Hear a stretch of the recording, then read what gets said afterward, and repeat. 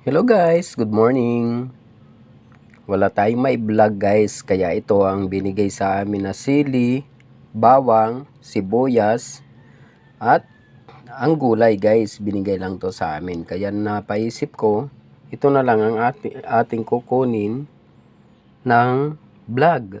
Kaya alam nyo guys, hindi po naman mahirap mag vlog. So, sobrang hirap po guys, pero mahirap po sa taong walang paraan.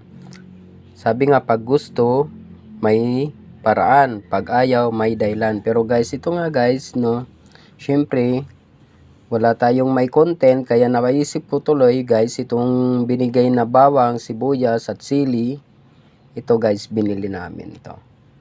So, ayan guys, meron na tayong pang-upload na. Good luck and God bless guys. Kaya kung nagustuhan nyo po ang ating vlog sa umagang ito, paki-share naman, paki-like, paki-follow na rin guys, no.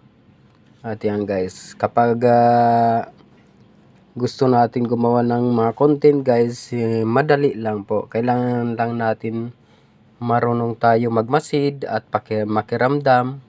At yan guys, meron na tayong vlog sa araw na ito. Ano kaya ang masarap dito guys na luto? Comment down below guys. At ano pa yung kulang, paki-comment naman guys. Not sasagutin natin yan.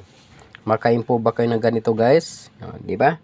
Meron na tayong halos 2 minutes guys. Ating pang-upload. Kaya yan.